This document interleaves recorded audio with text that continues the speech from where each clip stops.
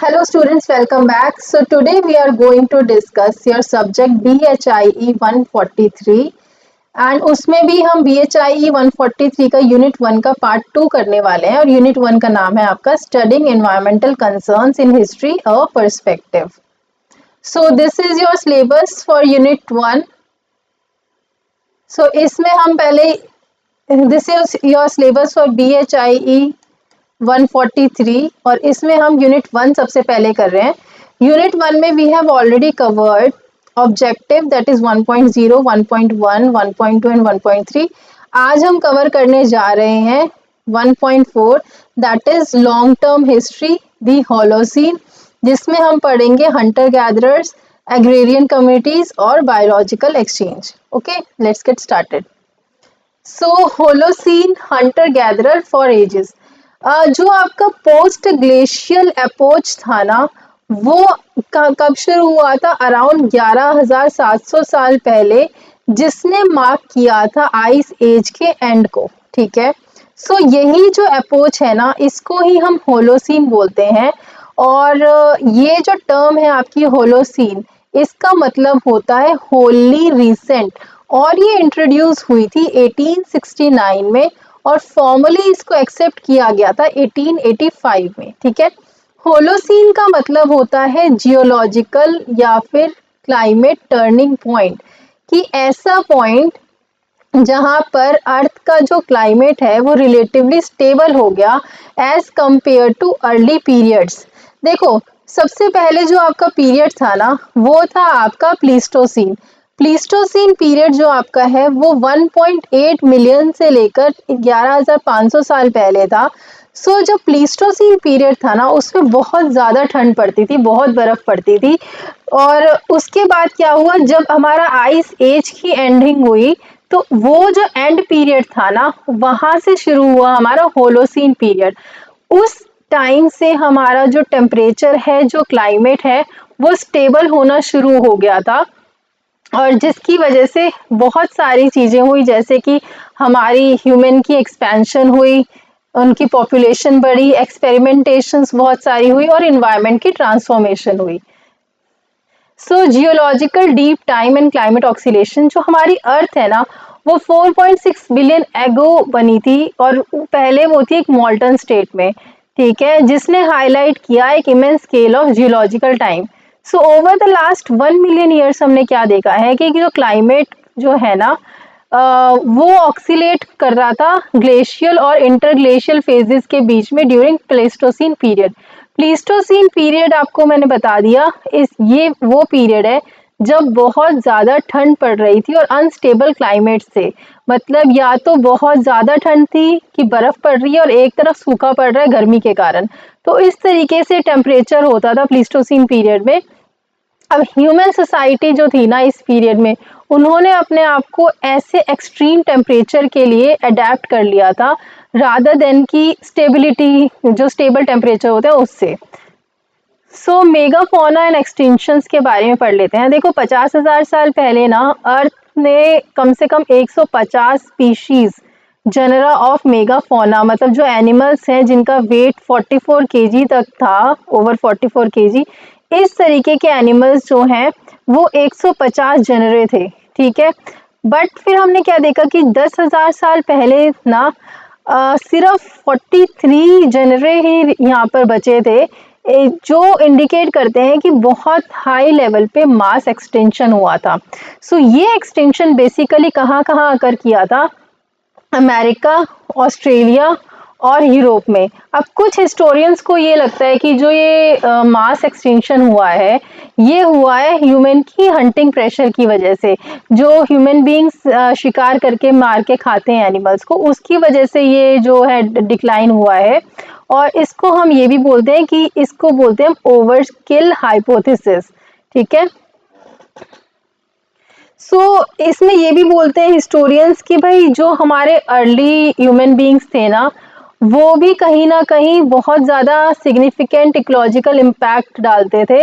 मतलब कि उन्होंने भी प्रकृति को बहुत ज़्यादा नुकसान पहुंचाया है, या फिर कह सकते हैं उन्होंने भी अपना योगदान दिया है इकोलॉजिकल चेंजेस में. ठीक है, और ये सब चीज़ें एग्रीकल्चर से पहले ही होना शुरू हो गई थी। ऐसा नहीं है कि भाई जब एग्रीकल्चर आया तभी ही चेंजेस आए हैं, बल्कि उससे पहले ही काफ़ी हद तक काफ़ी मतलब हमने प्रकृति को नुकसान पहुंचाना शुरू कर दिया था।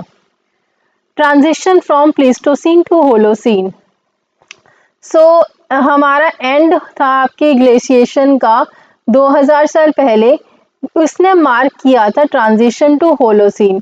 ग्लोबल क्लाइमेट्स जो होलोसीन पीरियड में गर्म होने लग गए, थोड़े सी हवा में मॉइस्चर आने लग गया, वेटर होने लग गया और ज़्यादा प्रिडिक्टेबल होने लग गए। मतलब कि हमें अब पता था कि कब सर्दी पड़ेगी, कब गर्मी पड़ेगी, कितनी पड़ेगी और कब बारिशें होंगी। तो इसकी वजह से जो ये सारी कंडीशंस हुई ना कि वार्मर, वेटर और प्रिडिक्टेबल टेम्परेचर की वजह से हमने क्या देखा कि परमानेंट सेटलमेंट्स होने लग गई। ठीक है। दूसरा, हमने पशुपालन करना शुरू कर दिया, हमने डोमेस्टिकेशन ऑफ प्लांट शुरू कर दिए, पेड़ पौधे उगाने शुरू करे और पॉपुलेशन की ग्रोथ देखी गई इस टाइम पीरियड में।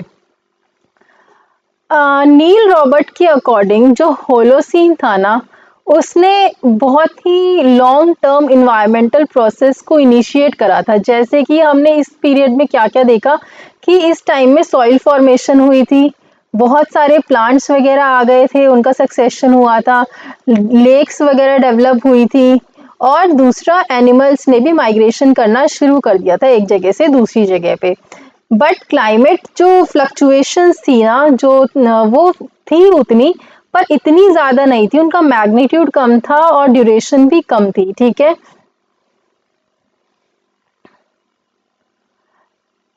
अब हमने ये तो देखा कि जो हमारे नेचुरल फोर्सेस है, पहले तो बहुत ज्यादा गर्मी, सूखा, बहुत ज्यादा बारिशें, ये सब हो रहा था। लेकिन फिर हमने क्या देखा कि ये जो नेचुरल फोर्सेस थी ना, ये थोड़ी सी वीकन होनी शुरू हो गई और ह्यूमन का जो इन्फ्लुएंस था वो ज्यादा बढ़ गया। तो उससे क्या हुआ, अब ह्यूमन बींग्स जो है ना, होलोसीन पीरियड के टाइम पे वो हंटर गैदरर से एग्रीकल्चर की तरफ मूव करे और फिर आगे जैसे जैसे टाइम पास होता गया तो वो एग्रीकल्चर से अर्बन की तरफ मूव करने लग गए और एक इंडस्ट्रियल सोसाइटीज उन्होंने बना ली। ठीक है। सो ये जो शिफ्ट था ना, इसमें हमने क्या देखा, adaptation to transformation of nature हुआ। ठीक है। और जो ह्यूमन एजेंसी थी वो एक डोमिनेंट फोर्स बन गई इकोसिस्टम को शेप करने में और इसने एक पाथ को जो है बनाया कॉन्सेप्ट ऑफ एंथ्रोपोसीन की टूवर्ड्स। अब एंथ्रोपोसीन हमने कल अपना पढ़ा था कि क्या होता है, जहां पर ह्यूमन बींग्स को ज्यादा वैल्यू दी जाती है नेचर के कंपैरेटिवली और ह्यूमन बींग सोचता है कि मैं राजा हूं यहाँ का और मैं नेचर का उपभोग कर सकता हूँ जितना मेरा मन चाहे और ये सिर्फ एक रिसोर्स है। ठीक है। So this is called Anthropocene. तो understanding the Anthropocene and the relationship with Holocene.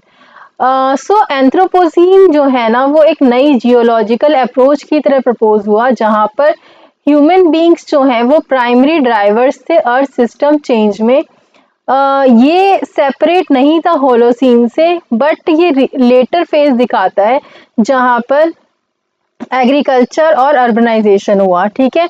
तो ये जो होलोसीन था आपका, इससे अलग नहीं था। होलोसीन के लेटर पीरियड में आपका क्या आ गया था, एंथ्रोपोसीन। ठीक है। चलो,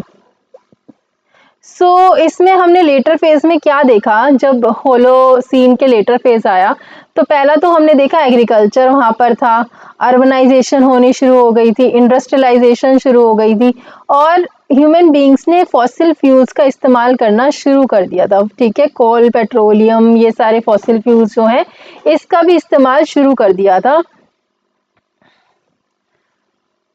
हंटर गैदरर्स से एग्रीकल्चरलिस्ट बने, एग्रीकल्चरलिस्ट से सिटी ड्वेलर्स बने। ये ट्रांसफॉर्मेशन सडन नहीं था, बट ये बहुत ही लॉन्ग और अनइवन प्रोसेस था। ये बहुत सारे रीजन्स के अक्रॉस हुआ। ठीक है। और बहुत डिफरेंट डिफरेंट तरीके से हुआ, जैसे कि फर्टाइल क्रेसेंट में अलग तरीके से हुआ, इंडस वैली में हुआ, चाइना में हुआ, मेसो अमेरिका में हमने देखा। सो एग्रीकल्चर इंडिपेंडेंटली इमर्ज हुआ मल्टीपल प्लेसेस में due to climate stability, local plant and animal species और कल्चरल एक्सपेरिमेंटेशंस की वजह से। Importance of hunter gatherers in human history. So human history देखी गई है कि अराउंड 150,000 ईयर्स एगो एमर्ज हुई थी, रफली जो 97% ऑफ ह्यूमन हिस्ट्री है ना, वो हम जब सिटीज वगैरह में सेटल हो गए थे या फिर सिविलाइजेशन आई थी, उससे पहले ही ह्यूमन हिस्ट्री वो अकर हो चुकी थी। मतलब जो सिटीज में सेटलमेंट हुई, सिविलाइजेशन आई, वो सब बस 3% हिस्ट्री है।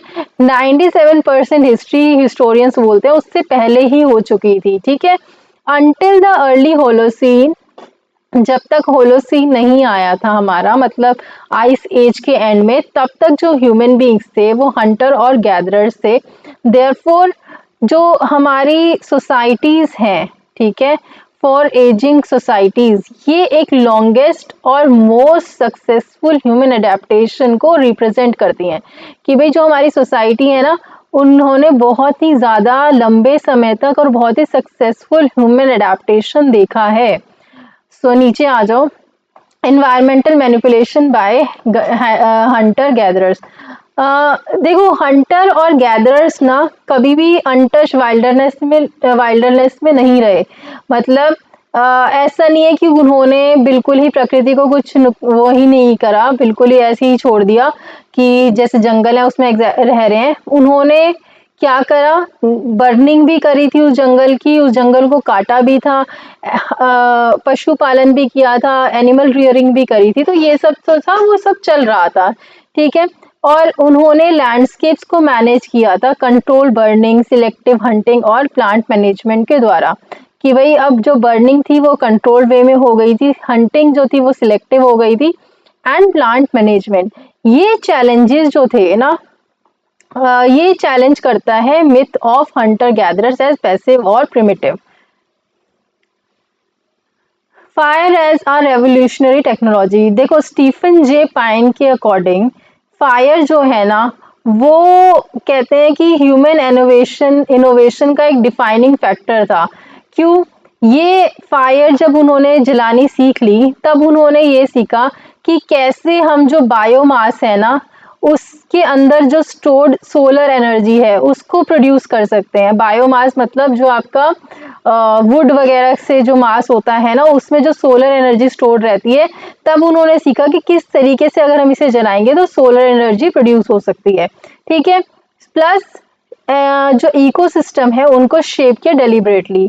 फायर जब उन्होंने सीख ली, तब हुआ क्या, पहला प्लांट स्पीशीज का अर्ली सक्सेशन हुआ, बायोलॉजिकल प्रोडक्टिविटी जो है वो इंक्रीज हो गई, and widespread culture presence of fire in myth and legend reflects it's deep importance.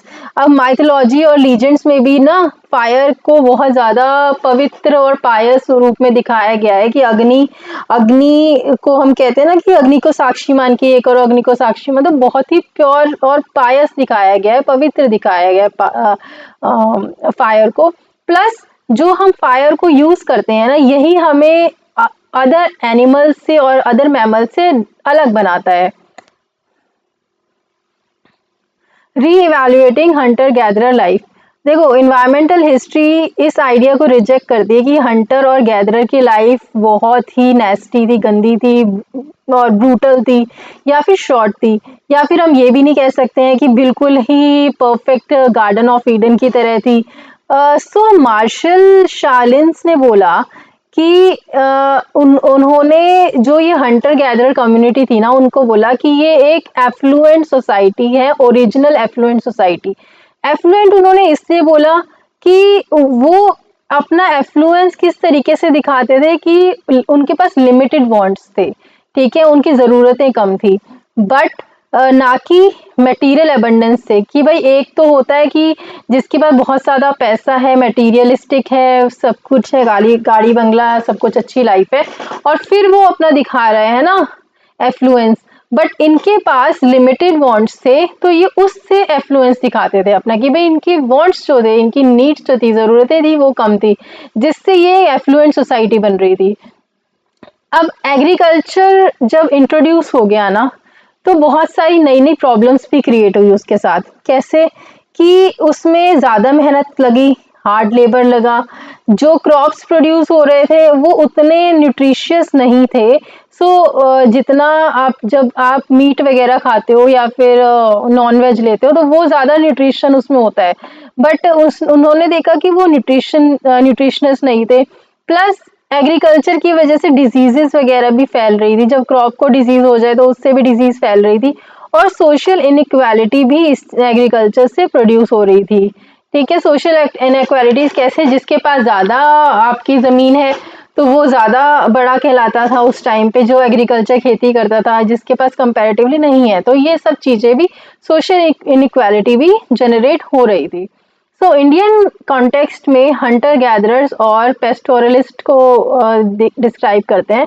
India में जो हंटर और गैदरर्स हैं, ठीक है, और पेस्टोरलिस्ट हैं, इन्होंने फॉरेस्ट, ग्रासलैंड और सेमी एरिड जोन्स को अडॉप्ट कर लिया था, वहाँ उनसे अडैप्ट कर लिया था। ठीक है, इन्होंने फायर को यूज किया था, और ये लोग घूमते रहते थे और सीजनल माइग्रेशन भी करते थे।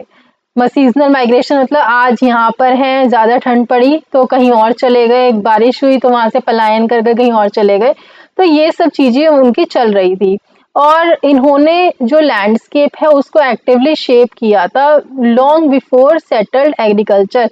एक तो हो गया जब उन्होंने एग्रीकल्चर करना शुरू करा, तब तो उन्होंने सेटलमेंट शुरू कर ही दी थी, लेकिन उससे भी बहुत पहले ही उन्होंने जो लैंडस्केप है उसको एक्टिवली शेप कर दिया था। देन नीचे आ जाओ, होलोसीन जो है ऑलरेडी हम डिस्कस कर चुके हैं, फिर एक बार दोबारा पढ़ लो। इसका मतलब है कि वो टाइम पीरियड जब इन्वायरमेंट में स्टेबिलिटी आ गई थी, इन्वायरमेंटल स्टेबिलिटी आ गई थी। और एंथ्रोपोसीन का मतलब होता है जहाँ पर ह्यूमन डोमिनेंस हो अर्थ सिस्टम्स के ऊपर। ट्रांजिशन क्या था, from foraging to farming to cities. ठीक है, foraging to farming to cities, मतलब फोरेजिंग में क्या था, हंटर गैदरर्स थे, उसके बाद एग्रीकल्चर आया, और उसके बाद अर्बन सेटलमेंट्स आई। ठीक है, सो हंटर गैदरर्स को हमने इकोलॉजिकल मैनेजर्स बोला है एंड नॉट इकोलॉजिकल इनोसेंट्स। तो ये इतना इंपॉर्टेंट नहीं है, आगे आ जाओ। अब ये है आपका क्वेश्चन 10 मार्क्स का, जो आपके पेपर में आ सकता है, और 20 मार्क्स में भी आप इसको अटेम्प्ट कर सकते हो यहाँ से देख के। Hunter gatherers, Holocene and the emergence of anthropocene and environmental history perspective. तो इसमें क्या है आपका, ये वही चीजें बता रखी हैं जो हम ऑलरेडी पढ़ के आ चुके हैं। एक बार मैं आपको इसके बारे में दोबारा बता देती हूँ जल्दी से।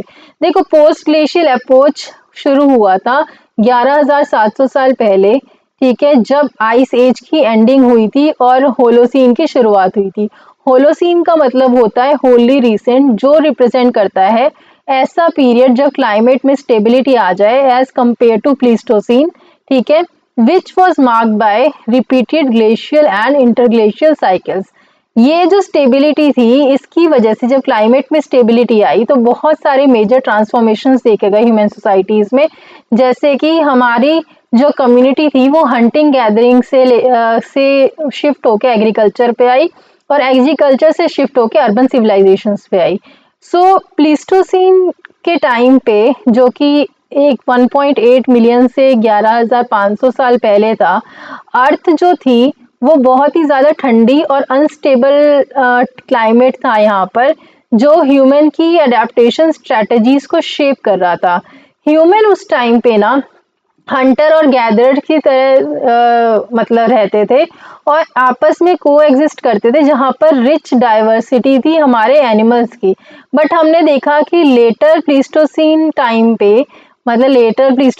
पे, मतलब हमने क्या देखा कि बहुत ज़्यादा मास एक्सटिंक्शन हुआ फौना का, मतलब एनिमल्स का बहुत ज़्यादा मास एक्सटिंक्शन देखा गया अमेरिका, ऑस्ट्रेलिया और यूरोप में। अब ये मास एक्सटिंक्शन देखा गया तो स्कॉलर्स ने इसको बोला कि जो ह्यूमन की हंटिंग प्रैक्टिसेस है ना, ये उसकी वजह से हुआ है, जो इंडिकेट करता है कि जो अर्ली ह्यूमंस थे वो भी इकोसिस्टम को बहुत ज़्यादा इन्फ्लुएंस करते थे। सो ये जो ट्रांजिशन था ना होलोसीन की तरफ, इसने क्या देखा कि बहुत सारे इन्वायरमेंटल प्रोसेस इस टाइम पे हुए, जैसे कि सॉइल फॉर्मेशन हुई, प्लांट की सक्सेशन हुई, फॉनल माइग्रेशन हुई, जो आज तक चलती आ रही है ना। So while natural climatic fluctuations persisted, their intensity diminished. So ये सब कुछ वही है जो हम ऑलरेडी कर चुके हैं। आप एक बार यहाँ से स्क्रीनशॉट ले लेना, ठीक है। आगे चलते हैं। ये देखो, ये सारा का सारा वही है, मैंने इसको एक कंबाइंड फॉर्म में यहाँ पर डाल दिया है, ठीक है। चलो ये स्क्रीनशॉट ले लेना यहाँ से जिसको जरूरत हो। अभी होलोसीन, एंथ्रोपोसीन और हंटर गैदरर्स ये सब ऑलरेडी कर चुके हैं, स्क्रीनशॉट ले लेना, ठीक है। आगे चलते हैं। कुछ मीनिंग्स हैं जैसे कि प्लीस्टोसीन का मतलब क्या है, cold unstable climate, Hunter gatherer की डोमिनेंसी। होलोसीन का मतलब है क्लाइमेट स्टेबिलिटी, एग्रीकल्चर और सेटलमेंट्स आ गए थे। मेगा फॉनल एक्सटेंशन हम कर चुके हैं। ये सारी चीजें यहाँ पर दे रखी हैं, ठीक है, एक बार पढ़ लेना। आगे चलते हैं। फिर आपको कुछ नोटेबल कोटेबल लाइंस लिखनी है, नोटेबल ऑथर्स की, जैसे कि नील रॉबर्ट्स हैं आपके इन्वायरमेंटलिस्ट हैं, ये स्टीफन जे पाइन है, मार्शल शालिन्स हैं, आईजी साइमंस हैं। इनका देख लेना एक बार क्या क्या इन्होंने बोला था। जैसे नील रॉबर्ट्स हैं, इन्होंने क्या बोला था कि environmental processes initiated in Holocene continue to shape the present. कि भाई जो इन्वायरमेंटल प्रोसेसेस जो होलोसीन टाइम पीरियड में इनिशिएट हुए थे वो आज तक भी हमारी लैंडस्केप को इसको क्या कर रहे हैं, शेप कर रहे हैं। स्टीफन जे पाइन ने बोला था कि फायर जो है वो ह्यूमैनिटी की इकोलॉजिकल सिग्नेचर है अर्थ के ऊपर। मार्शल शालिन्स ने बोला था कि हंटर और गैदरर्स ये ओरिजिनल ये जो थे ये ओरिजिनल एफ्लुएंट सोसाइटी थे, ठीक है। एफ्लुएंट सोसाइटी क्यों बोला था इन्होंने, कि इनकी नीड्स कम थी क्योंकि। फिर आईजी साइमंस के बारे में बता देना कि इन्होंने long term human environment interaction पे एम्फसाइज किया था, ठीक है। सो ये आपका एक क्वेश्चन है 20 मार्क्स का, इसको लिख लेना। इसमें क्या है, Anthropocene is best understood as continuation of Holocene rather than complete rupture, discuss with the reference to hunter gatherers, agriculture and environmental history. मतलब एंथ्रोपोसीन जो है ना उसको हम बेहतर समझ सकते हैं as a continuation to Holocene, कि वो इन्होंने बेसिकली बोला है कि जो एंथ्रोपोसीन है ना वो होलोसीन का कंटिन्यूएशन है रादर देन कंप्लीट रप्चर, ना कि होलोसीन का बिल्कुल ध्वस्त होना नहीं, बल्कि कंटिन्यूएशन ऑफ होलोसीन है आपका एंथ्रोपोसीन, ठीक है। सो इसको डिस्कस करना है आपको Hunter gatherers, agriculture, environmental history का रेफरेंस देते हुए। तो ये आप स्क्रीनशॉट ले लेना। अगर इसको मैं बताऊंगी वही सेम चीजें इसमें बता रखी हैं, तो यहाँ से स्क्रीनशॉट ले लेना एक बार, ठीक है। आगे चलते हैं। अब आती हैं हमारी एग्रेरियन कम्युनिटीज। एग्रेरियन कम्युनिटीज का क्या मतलब होता है, जो कम्युनिटीज एग्रीकल्चर करती थी, ठीक है। JRMC नील ने स्टेटमेंट दी थी कि भाई, और मार्क किया था major shift in historical thinking. जो अर्लियर स्कॉलर्स थे ना वो तो एज्यूम करते थे कि जो एग्रीकल्चर है वो एक ऑब्वियस इम्प्रूवमेंट है ओवर फॉरेजिंग, मतलब हंटिंग और गैदरिंग से अच्छा है कि लोग एग्रीकल्चर कर रहे हैं। बट जो मॉडर्न स्कॉलर्स थे ना उन्होंने इस एजम्पशन को क्वेश्चन करना शुरू कर दिया था। उन्होंने बोला कि यार एक बात बताओ, एग्रीकल्चर में ज़्यादा तो ह्यूमन लेबर लग रहा है, ज़्यादा मेहनत लग रही है, उतना न्यूट्रिशन भी नहीं आ रहा, प्लस जो हेल्थ आउटकम्स हैं वो भी इतने अच्छे नहीं हैं, तो कैसे ये जो एग्रीकल्चर आपका प्रैक्टिस है वो कैसे अच्छा हो गया हंटिंग और गैदरिंग से, ठीक है। तो ये सारी चीज़ें आई, उन्होंने ये सारे क्वेश्चन पूछे। बट मैकनील ने जो एम्फेसाइज किया था कि भाई कोई भी सिंगल या फिर यूनिवर्सिटी एक्सेप्टेड आंसर इसका नहीं निकला है अभी तक, है ना। And timing and scale of agriculture transitions, human जो थे ना वो 10,000 साल तक उन्होंने एग्जिस्ट किया था, सरवाइव किया था बिना फार्मिंग के। एग्रीकल्चर जो है वो 7,000 साल बाद ही आया आइस एज के, ठीक है। और उसके बाद भी 7 इंडिपेंडेंट ट्रांजिशन हुए थे जिसमें एग्रीकल्चर जो है 4 कॉन्टिनेंट्स में देखा गया सबसे पहले, और कोई सिंगल इन्वेंशन नहीं था एग्रीकल्चर, बहुत सारे इन्वेंशन ऐसे ऐसे हुए थे एग्रीकल्चर के साथ में। तो ये सब आपको याद रखना है। नीचे देखो प्री कंडीशंस क्या होती हैं एग्रीकल्चर के लिए, उन्होंने बोला कि सबसे पहले प्लांट्स की और एनिमल स्पीशीज की हमें नॉलेज होनी चाहिए, ठीक है। हमारे अंदर इतनी नॉलेज होनी चाहिए कि हम उस नॉलेज को आगे वाली जनरेशन में ट्रांसमिट कर सकें। लैंग्वेजेस एक क्रूशियल फैक्टर थी इसमें, जिसने एनेबल किया था टीचिंग और allows experimentation to be remembered, कि भाई जो जो हमने एक्सपेरिमेंट्स किए हैं, लैंग्वेज एक बहुत ही क्रूशियल फैक्टर बन गई कि भाई जिसको लैंग्वेज आती है वो आगे अपनी जनरेशन से को पास कर सकता था उस टीचिंग को और उस एक्सपेरिमेंटेशन को, ताकि वो आगे की जो जनरेशन है वो भी उसको रिमेंबर रख सके, याद रख सके। Then you have interglacial warming, warmer climate conditions of Holocene. So जो आपका कभी भी एग्रीकल्चर के लिए आपको पता है थोड़ा सा गर्म टेम्परेचर होना ज़रूरी है। आइस एज में आप एग्रीकल्चर नहीं कर सकते थे, ठीक है। तो स्टेबलाइज इकोसिस्टम होना चाहिए और हमारे पास जो सीजन्स हैं उनको इनकी प्रिडिक्टेबिलिटी होनी चाहिए बेसिकली, कि कब कौन सा सीज़न आएगा, जैसे गर्मी है तो कब पड़ेगी, सर्दी कब पड़ेगी, कितनी पड़ेगी, ये सब प्रिडिक्टेबल हो तो एग्रीकल्चर ज़्यादा अच्छा होता है ना। प्लस एग्रीकल्चर में इंटेलिजेंट और सिंबॉलिक ह्यूमंस की ज़रूरत होती है क्लाइमेट स्टेबिलिटी की, और लॉन्ग टर्म इकोलॉजिकल ऑब्जर्वेशन की रिक्वायरमेंट होती है। Then comes to fourth number of point, farming as environment turning point। Farming जो है आपकी 11,000 साल पहले जो है वो शुरू हुई थी। तो उस जब से फार्मिंग शुरू हुई है ना, तब से ह्यूमन बींग्स जो है ना उन्होंने एक्टिवली जो है रीशेप करना शुरू करा इन्वायरमेंट को, और डोमेस्टिकेशन जो है इस टाइम पे डोमेस्टिकेशन भी शुरू हुई थी, जो कि बहुत ही ट्रांसफॉर्मेटिव इवेंट जो है जिसको माना जाता है ह्यूमन हिस्ट्री का। जैसे कि हमने देखा कि हंटिंग और गैदरिंग है। अब हंटिंग और गैदरिंग तो अलग चीज है, लेकिन फार्मिंग में क्या देखा हमने कि भाई हंटिंग गैदरिंग में हम मार के खा रहे थे, है ना, लेकिन फार्मिंग में हमने देखा कि हम प्रोड्यूस कर रहे थे फूड को। प्लस ये एक लॉन्ग टर्म प्लानिंग और लैंड अटैचमेंट को भी रिक्वायरमेंट होती है इसके लिए। सोशल कॉन्सिक्वेंस क्या हुए फार्मिंग के? सबसे पहला, एग्रीकल्चर जब आया ना हमारे पास, तो हम जो रेगुलर रूटीन है लेबर का वो इंट्रोड्यूस हुआ। प्लस डिसिप्लिन और टाइम मैनेजमेंट हमने सीखा कि भाई इतने टाइम में क्रॉप उगेगी तो इतने इतने टाइम में हमें पानी देना है, इतनी उसकी केयर करनी है, फिर इतने टाइम में के बाद उसकी कटिंग होगी। ये सब चीज़ें हमने सीखी, डिसिप्लिन और टाइम मैनेजमेंट। कैलेंडर्स, इस चीज़ों के लिए कैलेंडर्स की रिक्वायरमेंट पड़ी, ज़रूरत पड़ी, सीजनल प्लानिंग की ज़रूरत पड़ी। प्लस फार्मिंग जो है ना उसने सोशल कॉम्प्लेक्सिटी को एक्सपैंड कर दिया था, जिसमें शेयर्ड लेबर था, प्लस प्रॉपर्टी रिलेशंस थे, आपके कल्चरल रिचुअल्स थे, और कल्चरल रिचुअल्स जो थे वो बहुत ही रिच हो गए even as physical labour increase, ठीक है। 7th पॉइंट पे आ जाओ। जो इन्वायरमेंट का इम्पैक्ट था ना वो माइक्रो लेवल और मैक्रो लेवल दोनों पे पड़ा, कि माइक्रोब्स और पैरासाइट्स पे भी पड़ा, लैंडस्केप और क्लाइमेट पे भी पड़ा।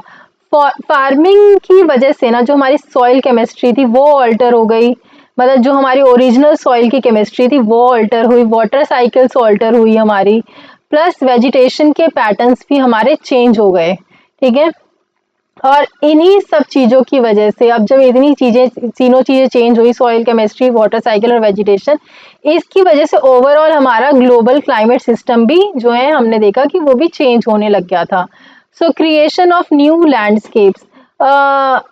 अर्लियर जो थे ना, जो फार्मर्स थे, वो उनके पास सेटल लैंडस्केप नहीं थे, बल्कि उन्होंने ये लैंडस्केप्स को क्रिएट किया था। मतलब ऐसा नहीं है कि भाई उनको फार्म ऐसे ही मिल गया था कहीं से भी उठा के, उन्होंने भी जंगल में से लकड़ियां काटी, पेड़ पौधे काटे, वहां पर सेटल हुए, तब जाके उन्होंने एक लैंडस्केप बनाया था वहां पर। उन्होंने फायर का यूज किया, एक्स का यूज किया, फॉरेस्ट को क्लीन किया, जो श्रब लैंड से उनको क्लीन किया, डिगिंग स्टिक्स, प्लोज, इन सब का यूज किया था। और ये जब उन्होंने यूज करा तब एंथ्रोपोजेनिक लैंडस्केप्स की बिगनिंग हुई थी आपकी, ठीक है। फिर हमारे पास राइस कल्टीवेशन और हाइड्रोलिक लैंडस्केप्स आए। ईस्ट, साउथ और साउथ एशिया में जो राइस है ना वो एक डोमिनेंट क्रॉप बन गई थी।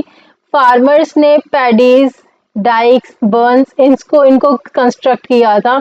इनको एक बार पढ़ लेना क्या होते हैं, इनको फिर कि डाइक्स क्या होते हैं, बर्न्स क्या होते हैं, एक बार देख लेना। आई होप आपको पता होगा, बचपन में पढ़ के आए होगे आप इसे। तो ये जो स्ट्रक्चर थे ना, ये वाटर के कंट्रोल को, फ्लो को कंट्रोल करते थे। प्लस इन चीजों में ना एक कलेक्टिव लेबर की रिक्वायरमेंट होती थी।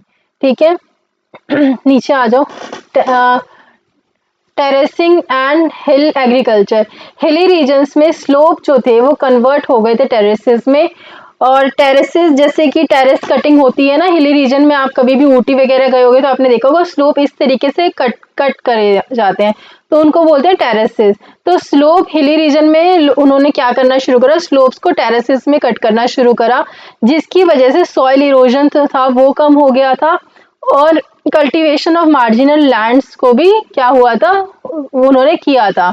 एंड लैंडस्केप जो था हमारा प्लेन की बजाय एक इंजीनियर इन्वायरमेंट की तरह लगने लग गया था। Then villages, pastures and livestocks, farming की वजह से हमने देखा कि परमानेंट विलेजेस की सेटलमेंट हुई। पहले जो लोग थे उनका वो इधर उधर हंटिंग गैदरिंग करके खाते थे, और जब प्रॉपर फार्मिंग इंट्रोड्यूस हो गई ना, तब हमने देखा कि विलेजेस भी वहां पर होने लग गए, परमानेंट विलेजेस भी आए फार्मिंग की वजह से। ठीक है, then woodlands are burn to create grazing land, woodlands को बर्न किया गया ताकि वो चराई के मैदान के लिए उनको बना सके और support livestock economies. Then livestock जो थी वो आपकी वेजिटेशन पैटर्न्स और सॉइल्स को भी ट्रांसफॉर्म करती थी। फिर नीचे आ जाओ, irrigation and river valley civilisation, farmers जो थे ना उन्होंने कैनाल्स और वाटर लिफ्टिंग डिवाइसेस जिनसे वाटर को आप लिफ्ट करते हो वो सब डेवलप किए थे। रिवर वैलीज जो थी वो सेंटर बन गई थी सिविलाइजेशन का। और इंडस वैली एग्जाम्पल, जैसे एग्जाम्पल है इंडस वैली, उनके पास बहुत ही ज्यादा सोफेस्टिकेटेड वाटर मैनेजमेंट सिस्टम्स थे, है ना। आपने देखा होगा जो इंडस वैली के बारे में पढ़ा होगा, तो वाटर मैनेजमेंट सिस्टम बहुत ही अच्छा था उनका। और इन्वायरमेंटल स्ट्रेस की वजह से ना उनको शिफ्ट, उन्होंने देखा ईस्टवर्ड शिफ्ट था उनका। तो ठीक है, सो सेटलमेंट्स देखी गई गंगा के अराउंड, जो कि रिप्रेजेंट करती हैं कि वो एक इकोलॉजिकल अडेप्टेशन थी कि भाई जहां पानी थी वहीं पर सेटलमेंट थी, क्योंकि जहां पानी होगा वहीं पर एग्रीकल्चर पॉसिबल था, है ना, होता है। सो हेल्थ कॉन्सिक्वेंसेस क्या है एग्रीकल्चर के, कि सबसे पहला कि फार्मिंग के पास ना, फार्मिंग की वजह से सीवियर हेल्थ कॉस्ट आ रही थी हमारी। कैसे, डाइट्स जो थी वो हमारी नैरो हो गई थी और स्टेपल डिपेंडेंट हो गई थी, है ना, क्रॉप्स के ऊपर। हमें जो हमारा प्रोटीन्स और विटामिन जो हम मीट और नॉनवेज से ले रहे थे वो थोड़ा सा रिड्यूस हो गया था। और हम पहले जब हंटर और गैदरर्स होते थे ना, तो हमारी बिल्ड स्ट्रांग होती थी, हम लंबे लंबे होते थे। बट जब से फार्मिंग आई, हमने क्रॉप्स वगैरह उगाने शुरू करे, तो हमने देखा कि हमारी बिल्ड जो थी, हम लोग थोड़े से हाइट वाइट में छोटे होने लग गए, हमारा स्ट्रक्चर थोड़ा सा श्रिंक हुआ। प्लस हमने देखा माल न्यूट्रिशन के भी शिकार लोग होने लग गए थे। अब डिजीजेस, बहुत सारी डिजीजेस आ गई थी। पहले तो लोग घूमते रहते थे, है ना, पर अब जो थी लाइफ सेडेंट्री हो गई थी। अब इधर उधर लोग कचरा फेंक रहे हैं, गार्बेज फेंक रहे हैं, जिसकी वजह से बहुत सारे पेट की इश्यूज देखे गए, पैरासिटिक इन्फेक्शंस देखे गए, जिनको हम ये भी बोलते हैं कि भाई डिजीजेस ऑफ सेडेंटिज्म। फिर डोमेस्टिकेशन की क्या क्या डिजीजेस आई, देखो जब हम एनिमल से क्लोज कांटेक्ट में आते थे ना, जब आपको पता है कि पशुपालन भी करते थे लोग, तो जब एनिमल्स के डायरेक्ट कांटेक्ट में आते थे तो बहुत सारी ऐसी डिजीजेस थी जो एनिमल्स से ह्यूमन बींग्स को हो जाती थी। अराउंड 300 जोनोटिक डिसीजेस, मतलब हमने देखा था कि उस टाइम पे ओरिजिनेट हुई थी, जो कि मतलब किसकी वजह से हुई थी, जब हम ये डॉग्स, कैटल, शीप और गोट्स का पालन करते थे ना, इनका डोमेस्टिकेशन करते थे, इनकी वजह से कम 300 ऐसी डिसीजेस हमारे पास आ गई थी जो एनिमल्स की वजह से हो रही थी। फिर हमारे पास कुछ डिसीजेस हुई स्टोरेज की वजह से। जब हमने ग्रेन्स को स्टोर किया तो उनके ऊपर रैट्स वगैरह, माइस वगैरह आ जाते थे, अटैक कर देते थे, है ना, खाते थे उनको। तो जो डिसीजेस उनमें होती थी वही डिसीजेस हम जब उस फूड ग्रेन को कंज्यूम करते थे तो हमें भी हो जाती थी, जैसे प्लेग, फीवर्स। सो एग्रीकल्चर ने ना नए नए एपिडेमिक रिस्क भी इंट्रोड्यूस कर दिए थे हमारे। फिर फार्मिंग की वजह से जो है, जब हम फॉरेस्ट को क्लियर करते थे, ठीक है, उसकी वजह से जो वाटर टेबल थी, जो हमारी, अब फार्मिंग के लिए पानी की जरूरत पड़ेगी तो हम हैंड पंप वगैरह लगाते थे, ट्यूबवेल्स लगाते थे, जिसकी वजह से जो हमारा वाटर टेबल था ना, वो हमारा डिक्रीज हो गया था। प्लस जब पानी बहुत ज़्यादा समय तक एक जगह पर इकट्ठा रहता है तो उस टाइम में मच्छर भी उसमें जन्म लेते हैं, जिसकी वजह से हमने देखा कि मॉस्किटो हैबिटेट्स भी वहाँ पर क्रिएट हुए और डिजीजेस वहाँ से भी हमने देखा कि बहुत सारी फैली, जैसे मलेरिया वगैरह, डेंगू, है ना। और ये सब जो थी, ये अफ्रीका, एशिया, सदर्न यूरोप में ज़्यादा हो रहा था। आइसोलेशन ऑफ फॉरेजर्स, आइसोलेशन, अब जो फॉरेजर्स थे, जो मीट अभी भी जो लोग हंटिंग के से अपना गुजारा कर रहे थे, हंटिंग के द्वारा वो नॉनवेज खा रहे थे, तो उनके अंदर इम्यूनिटी डेवलप नहीं हुई थी एग्रीकल्चरल डिसीजेस को लेके, ठीक है। तो जब ये फार्मिंग कम्युनिटीज से इंटरेक्ट करते थे ना, जो मांस वास खाने वाले लोग थे, जो नॉनवेज खाने वाले लोग थे, जब वो फार्मिंग कम्युनिटीज के साथ इंटरेक्ट करते थे, तो वो चीज उनको डिसीजेस दे देती थी, है ना, क्योंकि इम्यूनिटी डेवलप हुई नहीं है। इम्यूनिटी तो एग्रीकल्चर जो कर रहा है उनमें डिसीज, जो एग्रीकल्चर डिसीजेस है उन्हीं में ही जो एग्रीकल्चर करता है उन्हीं में इम्यूनिटी डेवलप होगी। तो ये लोग भी ना आइसोलेटेड से रहते थे क्योंकि इनमें इम्यूनिटी डेवलप नहीं थी उस चीज के लिए। सो ये एक्सप्लेन करता है कि भाई कल्चरल सेपरेशन हो गया था एक, और longer coexistence of foragers and farmer, ठीक है। फिर agriculture as a reversible process, देखो बहुत सारे फेलियर्स भी हुए, सूखा भी पड़ा, क्लाइमेट वेरिएशंस भी आए, फ्लडिंग भी आई, लेकिन हमारा जो एग्रीकल्चर है ना वो कंटिन्यूसली एक्सपैंड करता गया।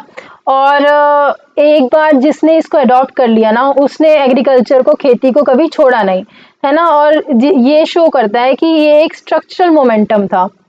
फिर आगे लॉन्ग टर्म इन्वायरमेंटल ट्रांसफॉर्मेशन की तरफ देखो। सेडेंटरी प्रैक्टिसेस ने ना इन्वायरमेंट को ट्रांसफॉर्म किया था, जैसे कि क्लियरिंग के थ्रू, कल्टीवेशन, इरिगेशन, टेरेसिंग, ये सब पढ़ लेना। नीचे आ जाओ,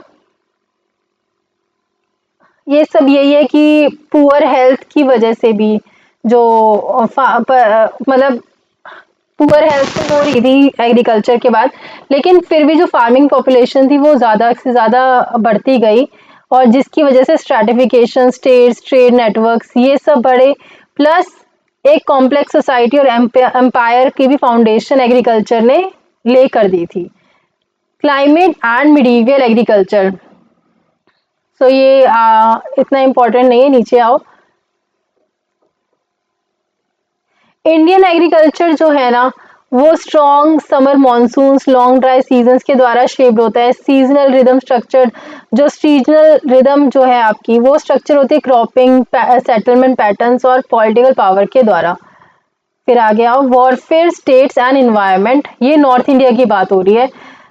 तो हमने देखा था जो यहाँ पर गेंगेटिक किंगडम्स थे, तो वो सब किसके लिए लड़ते थे आपस में, कि भाई रिवर बेसिन्स के लिए लड़ते थे, फॉरेस्ट हिंटरलैंड्स के लिए लड़ते थे, ठीक है। अगर हमने, वो मानते थे कि अगर हमने इकोलॉजी को कंट्रोल कर लिया, कि मतलब अगर हमने जैसे रिवर बेसिन के आसपास का एरिया, क्योंकि एग्रीकल्चर के लिए तो वो सबसे ज़्यादा फायदेमंद था, है ना। और फॉरेस्ट फायदेमंद थे उन लोगों के लिए क्योंकि उनके फूड, वुड, सब कुछ वहीं से ही मिलता था, उनको रिसोर्स वहीं से मिलते थे सारे के सारे। तो उन्होंने सोचा कि भाई, वो सोचते थे कि अगर हमने इकोलॉजी को कंट्रोल कर लिया मतलब हमारे पास पावर है। तो उसकी वजह से उस टाइम पे मिलिट्री फोर्सेस वगैरह बढ़ने लग गई, साइज बढ़ने लग गया, रिसोर्स की डिमांड बढ़ी। एनवायरमेंट इम्पैक्ट ऑन मिडीवियल आर्मीज, आर्मीज जो थी ना, अब जब मिलिट्री, अब जब कहीं पर कब्जा करना है या कहीं लड़ाई करनी है तो मिलिट्री जब बढ़ी, तो उन आर्म्ड फोर्सेस ने भी फूड वगैरह को कंज्यूम करना शुरू करा ज़्यादा मात्रा में, फॉर्डर को। एलिफेंट्स वगैरह बहुत ज़्यादा रिक्वायरमेंट और कैवेलरी की रिक्वायरमेंट पड़ी। कैवेलरी मतलब जो हॉर्स वगैरह की रिक्वायरमेंट पड़ी बहुत सारा, क्योंकि जब आप लेके जाते हो कोई सेना तो उसमें हाथी और घोड़े होते ही थे, ठीक है। अब उस टाइम पे क्या होता था कि जब भी ये आर्मी मूव करती थी ना तो ये अपना खाना उगाती थी और वो उस जगह को ना मतलब क्या करती थी, एकदम स्ट्रिप कर देती थी, लैंडस्केप को बिल्कुल बेयर कर देती थी, ठीक है। फिर आते हैं हम Mughal army as a mobile city. Mughal army में ना कम से कम 1 मिलियन लोग थे, जिसमें सोल्जर्स थे, कैंप फॉलोअर्स थे, सप्लायर्स थे, और ये लोग जहां जहां चलते थे ना, जैसे जैसे जहां जहां इनकी मूवमेंट होती थी वहां वहां ये डिफॉरेस्टेशन करते हुए जाते थे और एग्रीकल्चर की डिस्ट्रप्शन करते हुए जाते थे, मुगल आर्मी जो थी हमारी। फिर आगे forced mobility of agrarian communities, warfare ने फार्मिंग पॉपुलेशन को डिस्प्लेस कर दिया। एग्रेरियन कम्युनिटीज इनको अप्रूव किया गया, इनको फोर्स किया गया माइग्रेट करने के लिए, मतलब इनको जैसे जहां पर ही एग्रीकल्चर करते थे तो उन कम्युनिटीज को भाई एक जगह रहने नहीं दिया जाता था।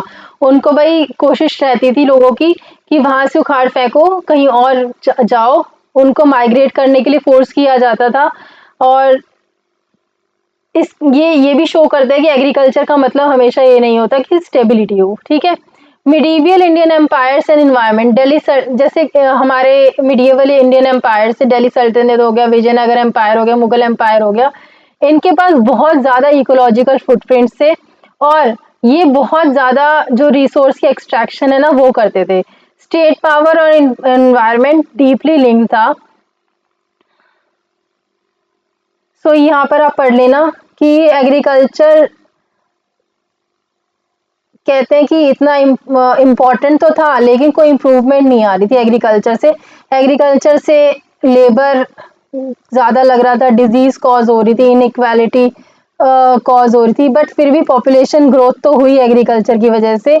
स्टेट्स भी बने, सिविलाइजेशंस बनी, एग्रेरियन कम्युनिटीज फंडामेंटली उनकी रीशेप हुआ, लैंडस्केप्स बने, हेल्थ हेल्थ जो थी वो इम्प्रूव हुई थी लोगों की कहीं ना कहीं।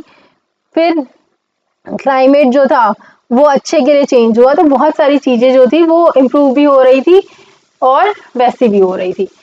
चलो ठीक है, अब 2 पॉइंट्स हमने कर लिए हैं। तीसरा और लास्ट पॉइंट है आपका बायोलॉजिकल एक्सचेंज। इम्पोर्टेंस क्या है बायोलॉजिकल एक्सचेंज की इन्वायरमेंटल हिस्ट्री में? इन्वायरमेंटल हिस्ट्री ना एक स्ट्रॉन्ग एम्फेसिस आपका प्लेस करती है बायोलॉजिकल एक्सचेंज के ऊपर।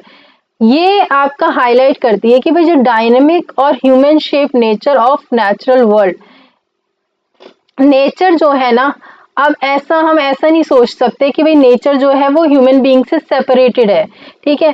अब बायोलॉजिकल एक्सचेंज की वजह से क्या होता था कि मतलब एक जगह से ह्यूमन बीइंग गया, वो दूसरी जगह सेटल हो गया, या फिर एक कंट्री से दूसरी कंट्री में चला गया, ठीक है।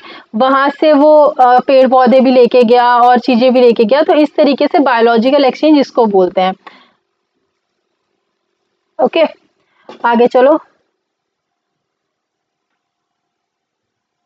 ओके, फिर आ जाओ सेकंड नंबर पॉइंट पे, biogeographic isolation in early earth history. हमारी अर्थ हिस्ट्री पे ना जो स्पीशीज थे वो कहीं ना कहीं हमने देखा कि स्पेसिफिक बायोजियोग्राफिकल जोन्स तक ही कन्फाइंड थे, क्योंकि जो ओशियंस थे, माउंटेन्स थे, डेजर्ट थे, ये नेचुरल बैरियर्स की तरह एक्ट करते थे कि मतलब उनको क्योंकि ह्यूमन बीइंग्स अब ओशियंस को तो उस टाइम में कुछ ऐसा कुछ था नहीं कि ओशियंस को क्रॉस कर लें या माउंटेन्स को ऐसे क्रॉस कर लें या डेजर्ट्स को क्रॉस कर लें। सो जिसकी वजह से ना अब ये जो कंस्ट्रेंट्स थे ना कि भाई अब अगर आप क्रॉस करोगे ओशियंस को तो उस टाइम पे क्लाइमेट कंस्ट्रेंट्स भी थे कि वहाँ पर साइक्लोन्स आ जाएं, कभी कुछ आ जाए, माउंटेन्स पे भी बहुत दिक्कत होती थी। तो इसकी वजह से नेचुरल माइग्रेशन जो थी ना वो लिमिटेड हो गई थी। सो इकोसिस्टम जो था ना वो रिलेटिव आइसोलेशन में इवॉल्व कर रहा था, जो कि डिस्टिंक्ट फ्लोरा एंड फौना जिसकी वजह से प्रोड्यूस हुए। मान लो अगर मैं इस एरिया में हूँ तो मैं अपनी ही वेजिटेशन उगाऊंगी, तो यहाँ का जो फ्लोरा फौना होगा और अमेरिका में जो फ्लोरा फौना होगा वो डिफरेंट होगा, ठीक है। तो ये सब चीजें यहाँ पर बताई गई हैं। सो बायो जियोग्राफिक फ्रंटियर्स जो थे ना वो परमानेंट नहीं थे, चेंज हुआ जैसे ही ट्रेड शुरू हुआ, माइग्रेशन शुरू हुआ और कॉन्केस्ट शुरू हुए ना, तब यहाँ पर चेंज होना शुरू हुआ। जब सी लेवल की फ्लक्चुएशंस हुई तब लोगों ने एक जगह से दूसरे जगह मूवमेंट करना शुरू करा और इस तरीके से बहुत सारे चेंजेस अकर होने शुरू हो गए और ह्यूमन मूवमेंट इंक्रीज हुई जिसने रिप्लेस करा था नेचुरल डिस्पर्सल मैकेनिज्म्स को। ठीक है, फिर आ जाओ Indian Ocean and monsoon system. जो इंडियन इन्वायरमेंटल हिस्ट्री है ना वो मॉनसून सिस्टम के द्वारा शेप होती है, आपको भी पता है हुई है। और क्योंकि जो रेगुलर मॉनसून विंड्स थी ये हमेशा ही प्रिडिक्टेबली, इनका नेचर जो था वो प्रिडिक्टेबल था कि भाई इस टाइम पे मॉनसून जो है वो विंड जो है वो ब्लो करेंगी और रिवर्स डायरेक्शन में सीजनली ब्लो करेंगी, तो ये सब चीज़ें प्रिडिक्टेबल थी जिसकी वजह से एग्रीकल्चर को, और मैं कह सकती हूँ कि उसको ज़्यादा जो है वो मिला। ठीक है, ह्यूमन इन्वायरमेंटल हिस्ट्री अच्छे से शेप हुई मॉनसून के द्वारा। फिर जो प्रिडिक्टेबिलिटी थी, इस प्रिडिक्टेबिलिटी की वजह से ना हम लोगों ने इंडियन ओशन में भी ट्रेड करना शुरू करा बहुत ज़्यादा, कि भाई हमें पता था कि किस टाइम बारिश आएगी, किस टाइम मानसून आएगी, किस टाइम साइक्लोन, मतलब ये सब अब उस टाइम पे साइक्लोन्स वगैरह आएंगे। तो उसकी वजह से हमें पता चल गया कि हमें किस टाइम ओशन में उतरना है और किस टाइम नहीं उतरना। तो जिसकी वजह से हमने इंडियन ओशन में भी ट्रेड करना शुरू करा और इंडियन ओशियन जो था हमारा वो सेफर था as compare to other seas, है ना। नीचे आ जाओ, early maritime networks and exchange. एक बार सेलर्स को मॉनसून का पैटर्न समझ आ गया तब ना लॉन्ग डिस्टेंस ट्रेवल करना उनके लिए बहुत ही इजी बन गया था और इंडियन ओशियन जो था हमारा वो हाईवे बन गया था ट्रेड के लिए और बायोलॉजिकल एक्सचेंज के लिए, मतलब लोग इधर से उधर जा रहे थे। देन एक्सचेंज जो हुआ ना वो प्राइमरीली हुआ था अफ्रीका, साउथ एशिया और साउथ ईस्ट एशिया के बीच में। Unlike Atlantic this region post minimum navigation barriers. अब अटलांटिक में तो नेविगेशन बैरियर्स बहुत ज़्यादा है, वहाँ तो जाना ही कितना मुश्किल है, लेकिन इस रीजन में अटलांटिक के उसमें ये वाला रीजन जो था ना यहाँ पर नेविगेशनल बैरियर्स बहुत ही कम थे।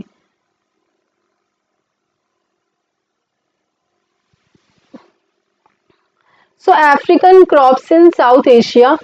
साउथ एशिया में जो थे हमारे अफ्रीकन क्रॉप्स आए जैसे कि पर्ल, मिलेट और सोरगम, ये अफ्रीका में अराइव हुआ था 3000 साल पहले। फिंगर मिलेट जो है अफ्रीका में अराइव हुआ 1000 साल पहले।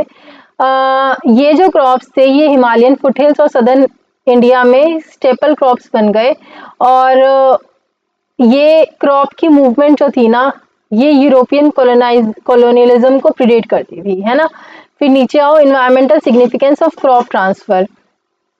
जो इसका फायदा क्या हुआ क्रॉप ट्रांसफर का, कि जो अफ्रीकन क्रॉप्स थे ना जब वो साउथ एशिया पहुंचे तो हम देखा कि ये क्रॉप्स ड्रॉट रेजिस्टेंट थे, कि मतलब सूखा भी पड़ जाएगा तब भी इन पे कोई फर्क नहीं पड़ेगा और ये ड्राई लैंड फार्मिंग के लिए बहुत ही इजी थी। अब अफ्रीका में आपको पता है सूखा पड़ता है बहुत ज़्यादा, तो वहां से जो क्रॉप्स आए ना वो इसी तरीके से मॉडिफाइड थे, जेनेटिकली मॉडिफाइड, कि वो सूखे में सरवाइव कर सकते थे। ठीक है, तो जब वो साउथ एशिया आए तो वो बहुत ही अच्छे थे और जब ये क्रॉप्स आए तो कल्टीवेबल लैंड की एक्सपेंशन हुई और सेटलमेंट जो है एरिड जोन्स में इनको सपोर्ट किया।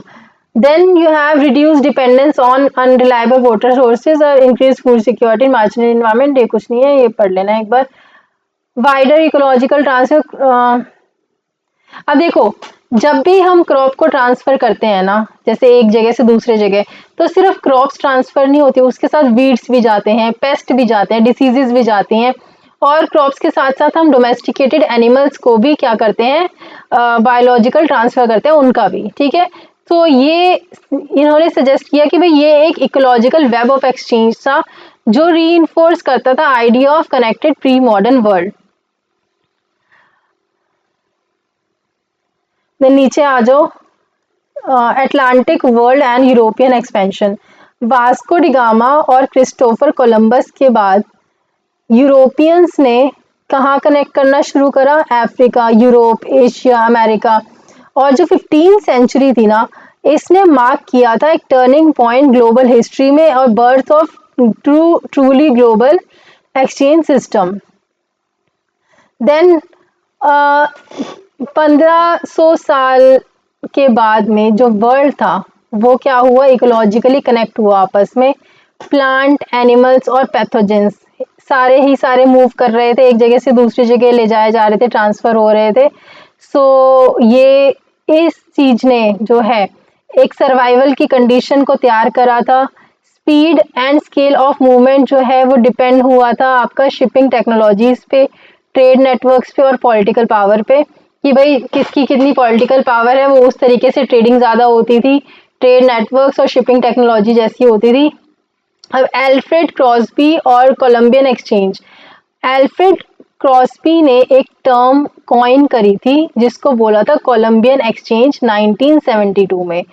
इन्होंने बोला कि डॉक्यूमेंट किया basically massive ecological transformation of America, कि कैसे अमेरिका में मैसिव इकोलॉजिकल ट्रांसफॉर्मेशन हुई। एक्सचेंज में क्या क्या जाता था वहां पर, क्रॉप्स, एनिमल्स और माइक्रो ऑर्गेनिजम्स। देन ट्रांसफॉर्मेशन हुई आपकी अमेरिकन लैंडस्केप्स की, इंडिजिनस हैबिटेट्स को सीज कर लिया गया और इकोलॉजिकली ट्रांसफॉर्म किया गया। यूरोपियन प्लांट्स ने जो नेटिव वेजिटेशन थी अमेरिका की वो उसको रिप्लेस किया और अपना एक अलग ही स्पीशीज ऑफ लोकल फ्लोरा को क्या करा था, आउट कंप्लीट कर दिया था। ठीक है, जो नए नए स्पीशीज थे उन्होंने लोकल फ्लोरा को क्या कर दिया था, आउट कम्पीट कर दिया था, उनको हटा दिया था। Disease as a tool of conquest. Disease ने बहुत ही ज़्यादा क्रूशियल रोल प्ले किया था कॉलोनियल डोमिनेशन में। मतलब कि आपको पता है जब आप ह्यूमन ट्रांसफ़र होगा या फिर क्रॉप्स का ट्रांसफ़र होगा, एनिमल्स का ट्रांसफ़र होगा, तो डिजीजेस भी, माइक्रो ऑर्गेनिज्म, पैथोजेंस भी एक एक जगह से दूसरी जगह जाएंगे, जिसकी वजह से बहुत सारी डिजीजेस भी इंट्रोड्यूस हुई थी, जैसे कि measles, smallpox, mumps, influenza. और अमेरिकन को ऐसा कोई इन डिसीजेस का एक्सपोजर तो था नहीं, तो इम्यूनिटी डेवलप कभी हुई नहीं थी इन डिसीजेस को लेके। सो इन डिसीजेस की वजह से ना जो उनकी डेथ्स होने लग गई, इम्यूनिटी रिड्यूस हो गई, तो जो रेजिस्टेंस थी जो कॉन्क्वेस्ट करने की वो क्या हुई, खत्म हो गई कहीं ना कहीं, है ना। फिर देखो अफ्रीकन वेक्टर बॉर्न डिसीजेस। अब कोलंबियन एक्सचेंज जब हुआ था तब और भी डिसीजेज आई, जैसे कि येलो फीवर आ गया, मलेरिया आ गया। और ये किसकी वजह से हो रहे थे, जो मॉस्किटोज एक जगह से दूसरी जगह ट्रांसफर हो रहे थे उसकी वजह से। देन नीचे आ जाओ, डेमोग्राफिक कोलैप्स इन अमेरिका। 1500 से 1650 के बीच में हमने देखा कि जो इंडिजिनस पॉपुलेशन थी वो ड्रास्टिकली डिक्लाइन करी थी, क्योंकि और जिस और इस डिक्लाइन की वजह से ना इकोसिस्टम रीशेप हुआ था और यूरोपियन की सेटलमेंट हो गई थी वहां पर। ठीक है, population loss altered land use patterns.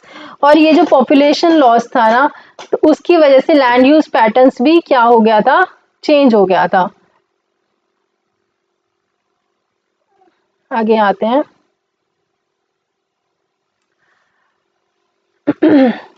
अब जो ये बायोलॉजिकल एक्सचेंज हो रहा था ना, इसने नेचर को एक कमोडिटी में कन्वर्ट कर दिया था, कि नेचर को एज अ नेचर नहीं देख रहे थे लोग, एज अ कमोडिटी देख रहे थे, as a trade goods, as a good देख रहे थे जिसको ट्रेड किया जा सकता था।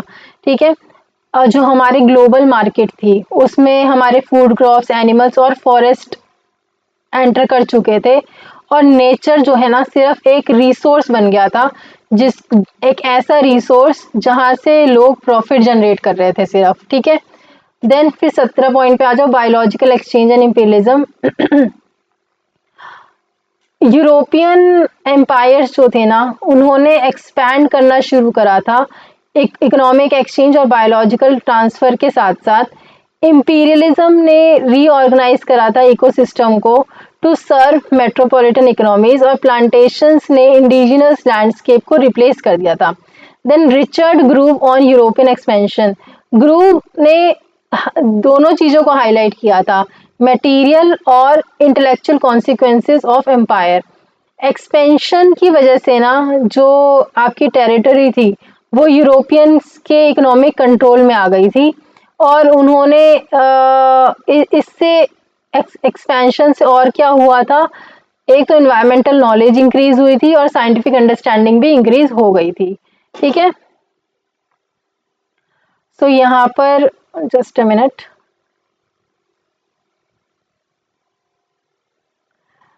यहाँ पर आप ये पढ़ लेना, environment knowledge and global awareness exchange, ये सारा origins of environmentalism. So concluding synthesis निकाल लेते हैं डायरेक्टली अब हम इसमें।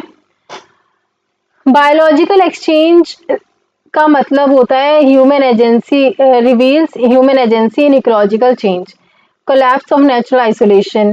देन ये कंक्लूडिंग सिंथेसिस है, मतलब जो हमने अभी तक पढ़ा है। ठीक है, इंडियन ओशियन जो था ना वो एक बहुत ही इम्पोर्टेंट माध्यम बना एक्सचेंज के लिए।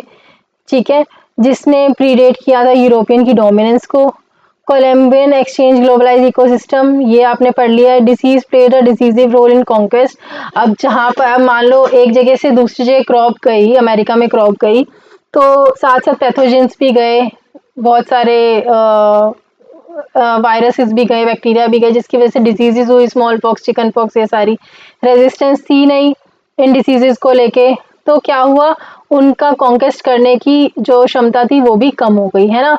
देन इंपीरियलिज्म, इन्होंने नेचर को कमोडिफाई कर दिया, कि नेचर को एज अ रिसोर्स देखना शुरू करा कि भाई ये सिर्फ एक पैसे कमाने का माध्यम है। देन ये सारी चीजें हमने पढ़ी हैं इसमें। ये 20 मार्क्स का क्वेश्चन आएगा आपका, यहाँ पर मैंने 10 मार्क्स का करा रखा है, इसको एक बार स्क्रीनशॉट ले लो जल्दी से। Explain the significance of biological exchange in environmental history. देखो, बायोलॉजिकल एक्सचेंज जो है ना वो सेंट्रल है इन्वायरमेंटल हिस्ट्री में, बिकॉज ये रिवील करता है कैसे ह्यूमन एक्टिविटी ने नेचुरल वर्ल्ड को रीशेप किया है रीजन्स और कॉन्टिनेंट्स के अक्रॉस। हमारी बहुत most of the earth history में हमने देखा है कि स्पीशीज जो थे ना वो कन्फाइंड थे एक स्पेसिफिक बायोजोग्राफिकल जोन्स में। ठीक है, क्योंकि नेचुरल बैरियर्स एग्जिस्ट करते थे, जैसे ओशियन क्लाइमेट लिमिट्स हो गई, तो जिसकी वजह से वो एक एक बायोजोग्राफिक जोन पे ही कन्फाइंड रहते थे। सो ह्यूमन मूवमेंट जब शुरू हुई, जब ट्रेड शुरू हुआ, जब कॉन्केस्ट शुरू हुआ, एक दूसरे पे कब्जा करना शुरू हुआ, तो ये सारे बैरियर्स टूटे और बहुत ही लार्ज स्केल ट्रांसफर हुआ प्लांट्स, एनिमल्स और डिजीजेस का। अब इंडियन ओशियन में हमने देखा कि प्रिडिक्टेबल मॉनसून विंड्स की वजह से यहाँ पर ट्रेड करना बहुत ज़्यादा इजी हो गया और मैरीटाइम नेटवर्क्स यहाँ बने, जिसकी वजह से क्रॉप्स जैसे कि pearl millet, sorghum, finger millet Africa से साउथ एशिया पहुंचने लग गए। ठीक है, सो ये जो क्रॉप्स थे ये ड्रॉट रेजिस्टेंट थे और इन्होंने एग्रीकल्चर को एक ट्रांसफॉर्म कर दिया था और सेटलमेंट पैटर्न्स को भी बदल दिया था। 15th सेंचुरी के बाद हमने देखा जो यूरोपियन एक्सपेंशन थी ना, उन्होंने एक ग्लोबल सिस्टम क्रिएट कर दिया था बायोलॉजिकल एक्सचेंज का, जिसको हमने बोला था कोलंबियन एक्सचेंज, जिसने इकोसिस्टम को बहुत ही ड्रास्टिकली ट्रांसफॉर्म किया था, स्पेशली अमेरिका में। ठीक है, ये आपको लिख के आना है, फिर आप लिखोगे। इसलिए बायोलॉजिकल एक्सचेंज जो है वो डेमोन्स्ट्रेट करता है कि कैसे ह्यूमंस ने एक मेजर रोल प्ले किया था, या फिर वो एक मेजर इकोलॉजिकल फोर्स बने, फोर शेडोइंग द एंथ्रोपोसीन। यहाँ पर आप इंडियन ओशियन एक्सचेंज है और कोलंबियन एक्सचेंज है, दो तरीके के एक्सचेंज हमने पढ़े थे। इंडियन ओशियन एक्सचेंज जो था वो एंशियन मिडीवियल टाइम पीरियड में हुआ था और कोलंबियन एक्सचेंज हुआ था पोस्ट 1492। इंडियन ओशियन एक्सचेंज में एशियंस और अफ्रीकन ट्रेडर्स थे और कोलंबियन एक्सचेंज में यूरोपियन इंपीरियल पावर थी। की ड्राइवर्स क्या थे इंडियन ओशियन एक्सचेंज में? मॉनसून विंड्स, और कोलंबियन एक्सचेंज में था oceanic navigation and conquest. Then nature of exchange कैसा था? इंडियन ओशियन में ग्रेजुअल और रेसिप्रोकल, और कोलंबियन एक्सचेंज में था रैपिड और एसिमेट्रिक। देन इम्पैक्ट क्या था? जनरली एडेप्टिव थी, ठीक है, जो फूड क्रॉप्स वगैरह थे वो अडेप्टिव थे, बट इन्होंने क्या देखा कि जो कोलंबियन एक्सचेंज की वजह से मैसिव डेमोग्राफिक कोलैप्स हुआ, क्योंकि बहुत सारी बीमारियां भी फैली उससे, जिस जो कि अब अमेरिकन रेजिस्टेंट नहीं थे उनसे, तो प्रॉब्लम आई। ठीक है, एग्जाम्पल देखो, जैसे मिलेट्स आए इंडिया में और स्मॉल पॉक्स गया अमेरिका में। ठीक है,